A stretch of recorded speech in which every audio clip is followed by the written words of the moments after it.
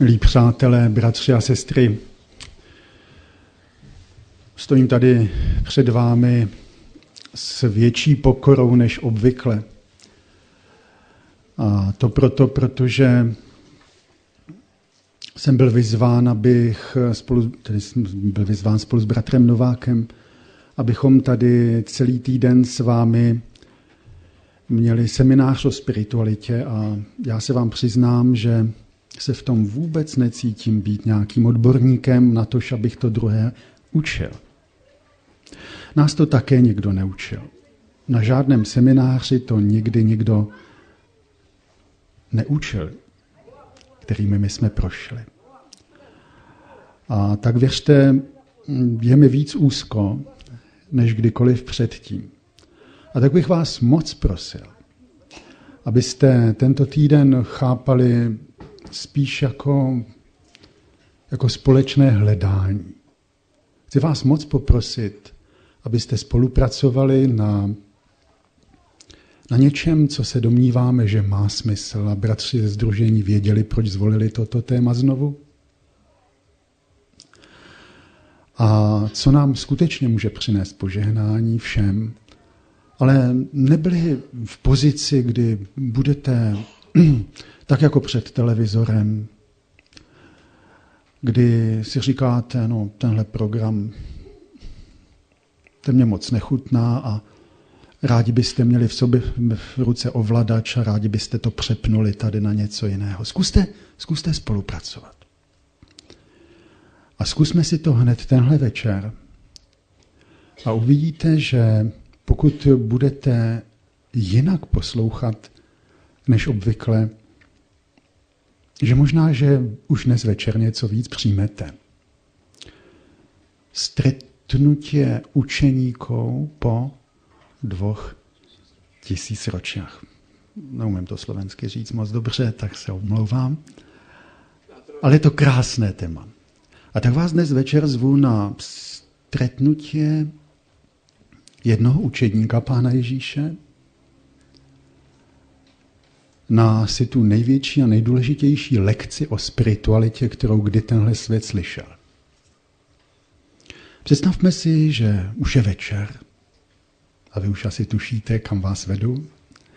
Je večer a za Pánem Ježíšem přichází jeden muž, slavný, Pán Ježíš ho nazývá Šakam, to znamená, že to je ten, který sedí veleknězi ve veleradě po levici a vyhledává Pána Ježíše a říká mu, představme si, už dnes si nacvičme, protože ten týden bude sérií cvičení. Představme si v mysli, že jdeme za Pánem Ježíšem my. Že jsem to já, kdo jde v osobě Nikodéma, abych dnes něco nového a jiného prožil. Zkusme skutečně teď se odpoutat od všeho, co je tady a zkusme si představit, že s tou otázkou přicházím já. Pane, mistře dokonce, víme, že jsi učitel, který přišel od Boha, protože nikdo nemůže činit taková znamení, která ty činíš. Není-li Bůh s ním. Pane, my vidíme, že tady uzdravuješ, že konáš zázraky a my nemůžeme popřít, že to přeci musí být z Boha. Seš tedy ten Mesiáš? Chce se zeptat Nikodém. Ale my jsme byli učeni, písmem učeni, že jestliže seš Mesiáš a jestliže přijde Mesiáš, no tak přijde s ním jeho království. A kde je to tvoje království? Pane, kde je to tvoje království? A Pán Ježíš, aby mu ukázal, že čte jeho myšlenky, že je z Boha, tak ho přeruší a říká mu, amen, amen, pravím tobě, nenarodili se kdo znovu, nemůže spatřit království Boží. Nikodeme, Dudo, Chované, Kysilko, nemůžeš spatřit království nebeské. Nemůžeš ho vidět tady. Nemůžeš ho vidět. dokud se nenarodíš znovu. No to bylo něco, co ten Nikodém velice dobře věděl, protože on jako učitel, jako profesor na Jeruzalémské univerzitě, šakam znamená také titul profesora, učil nové proselity, tedy ty, kteří přicházeli z cizích národů a nechávali se obřezat a stávali se Izraelity, připojovali se k izraelskému Pánu Bohu. On jim říkal, ty ses dnes, když seš obřezán, nově narodil. Ty ses narodil znovu. No ale on Kristu říká, no pane, jak se mám narodit znovu, když já jsem se narodil jako Izraelita, tak obřezán jsem, no tak co mám dělat? To už přece nemohu vstoupit do těla své matky a podruhé se narodit. A Ježíš mu odpovídá, amen, amen, pravím tobě, nenarodili se kdo z vody a z ducha, nemůže vejít do království Božího. Nikodeme, to není jenom nové narození, ale to je z vody a z ducha. A Nikodem opět ví, o čem Pán Ježíš hovoří, ale jenom z půly. Narodit se z vody, to oni praktikovali Židé už 200 let. Říkali tomu mikve.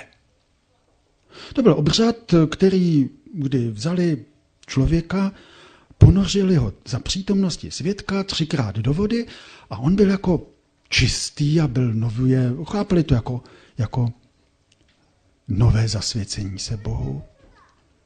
Ale tady Pán Ježíš říká nejenom z vody, ale z ducha. A když Žid slyší z vody a z ducha, on jako učitel, on ví, co toto spojení v písmu, tedy ve Starém zákoně vždycky znamená. Kde je duch a kde je voda, je to vždycky nové stvoření. Od první stránky písma Bůh svoje stvořitelské dílo začíná tam, kde je duch a voda. Všimněte si, že písmo končí tam. Duch i nevěstařkou, pojď a napij se. Tady začíná znovu stvoření. Pane, ty mi chceš říct, že nestačí, abych se znovu narodil. Ty chceš mi říct, že musím být novým stvořením. Dobře, ale jak se to teda stane z toho ducha? Pan Ježíš mu říká, nediv se, že jsem ti řekl, musíte se narodit znovu. Vítr vane kam chce a jeho zvuk slyšíš, ale nevíš, odkud přichází a kam směřuje. Tak je to s každým, kdo se narodil z ducha. Teď vám chci připomenout, že oni mluvili samozřejmě mezi sebou aramejsky a v aramejště, jak v hebrejštině, je slovo vzduch, vítr, dech a duch boží, jedno slovo, ruach. Podívej se, s duchem, to je jako s větrem, to je jako prostě ruahem, to je stejné. S duchem božím, ruahem, je to jako s větrem, ruahem. Vidíš ho? Nevidíš. Je tady? Je tady? Je. Je tady a tady není? Ne, je všude. Ale je ti to něco platné, když není v tobě? Bylo to něco platné Adamovi, když byl zdravý, krásný mladý muž, ale neměl ruach? Mluvíme o duchovnosti. Ruach znamená duch. Mluvíme o spiritualitě. To je jenom latinské slovo ruahu. Spiritus znamená duch. Spiritus znamená ruach. A tu Nikodém klade Ježíši zásadní otázku. Ale jak se to může stát? Pane, jak se to může stát? Jak tedy, dobře, ano, já to beru, já musím být novým stvořením. Jinak neuvidím království Boží. Já chápu, Pane, že království Boží nepřichází viditelně. Že království Boží, to tady neuvidím politicky, dokud bude trvat tento svět, ale duchovně, vnitřním novým stvořením, vnitřní novou změnou. Bratři a sestry, pamatujme si. Království Boží mezi nás přichází vnitřní změnou. To máš jako s tím větrem. To nevidíš, Duda je vnitřně změněn, Chovan není. To nevidíš. To nevidíš. To je jako s větrem, toho nevidíš. Takhle království Boží přichází mezi nás. Dobře, Pane, já to beru, ale jak se to děje? A Pán Ježíš mu říká, ty jsi tedy ten Šakam, ty jsi učitel v Izraeli a tohle nevíš? Vždyť sám učíš a učil si historii Izraele. Vždyť vzpomeň na tu chvíli, kdy Mojžíš vyvýšel hada na poušti, tak se to děje. A tak taky musí být vyvýšen syn člověka, a to je mesiánský termín. Seš Mesiáš. Mesiáš měl pojmenování syn člověka. Takhle musí být Mesiáš povýšen, jako kdysi had na poušti. Aby každý, kdo v něho věří, nezahynul, ale měl život věčný. Neboť tak Bůh miloval svět. A už to znáte.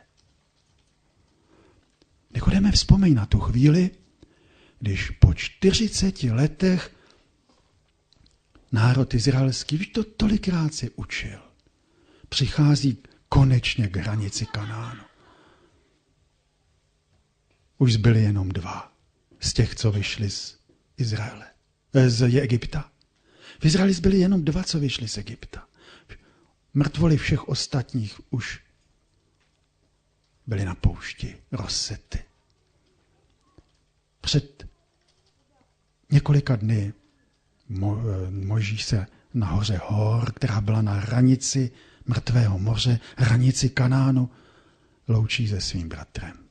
To byla rána pro celý Izrael. Aaron byl symbolem. Ani ten nevešel. A teď, když už tam stojí, tak už se myslí, už vejdeme. A ten oblak se dá na opačnou stranu. On směřuje, představte si, k Rudému moři. On směřuje k Rákosovému moři zpátky. To se máme vracet zpátky do Egypta? Tak to ne, Bože. A víte, co se stalo? Víte.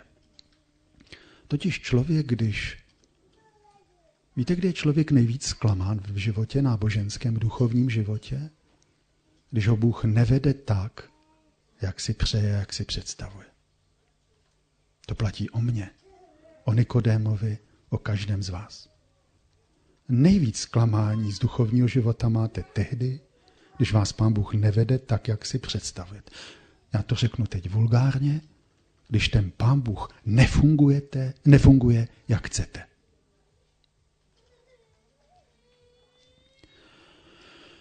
A v tomto okamžiku se Izraelité rozhodují, že půjdou sami. No a Pán Bůh nechává člověka svobodného. Chceš, tak běž. Běž.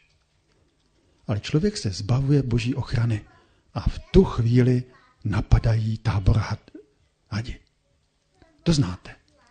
Napadají hadi a to byly pouštní zmije a pouštní zmije má zvláštní jed, který působí křeč svalstva. Ten člověk pomaličku nemůže jít, pomaličku mu tuhnou svaly, prostě v takové křečovité nehybnosti. On v plném vědomí umírá to protože mu pomaličku ten jed zasahuje hrudní svalstvo a on se nemůže nadýchnout.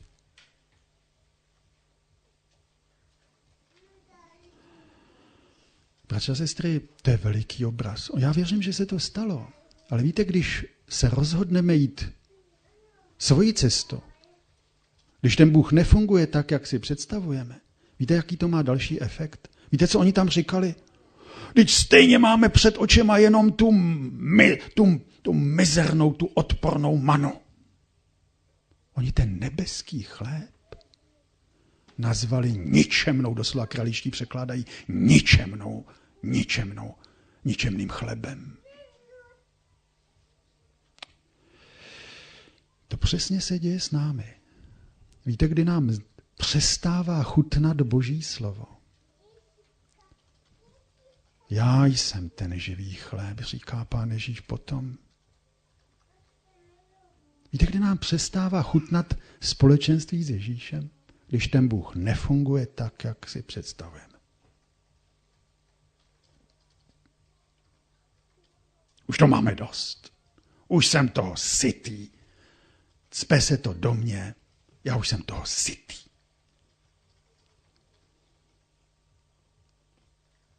A tu Pán Bůh na tuhle situaci dává jedinou radu. Udělej hada z mědi, pověz ho na kůl do prostě tábora a nech rozhlásit, že kdo na něj pohlédne, bude zdrav. Takový nesmysl. Mohl je uzdravit ten had? Věříte tomu? Ne. Co je uzdravilo? Vy věříte ve víru? Já nevěřím ve víru. Víra je neuzdravila. Já nevěřím ve víru. Samozřejmě, že je uzdravil Pán Bůh. Ale proč je uzdravil Pán Bůh? Protože byli ochotni mu věřit, mu důvěřovat. Z racionálního hlediska to opravdu nebylo smysluplné. Ten had je nemohl uzdravit. Ovšem, oni si řekli, někteří, je to nesmysl. Uvažovali racionálně. Ti tam zemřeli ten den. Ti, co racionálně uvažovali, ten den zemřeli. A ti, co si řekli, no je to podivné, je to zvláštní, ale řekl to Pán Bůh. Vždyť my nemáme jinou naději, než tohle slovo. Bratři a sestry, máme jinou naději, než Boží slovo na téhle zemi. Máme nebo nemáme? Máme něco jiné? Máme my jinou naději, než Boží slovo? Ne. Ale máme něco pevnějšího, než Boží slovo na téhle zemi? Ne. Spíš nebe a země pominou, než jeho slovo. A my mu smíme věřit. A tak ti, kteří pohlédli touhle vírou, se nadýchli. A už to chápete, už vám to došlo jako Nikodémovi. Oni přijali ruach. Oni začali žít. To jsme my. My jsme ti Izraelité, kteří jdou pouští tohoto světa. My jsme ti, kteří jsme uštknuti tím starým hadem z ráje. My jsme ti, kteří trpíme tím jeho jedem hříchu. A my víme, že nás čeká a máme jistotu, jedinou jistotu, že musíme zemřít. Jenom jedno nám tady svítí jako naděje. Nic jiného. A sice Boží slovo. Tak jako byl vyvýšen had, tak musí být vyvýšen Nikodéme, syn člověka. Až bude vyvýšen, všechny potáhne k sobě.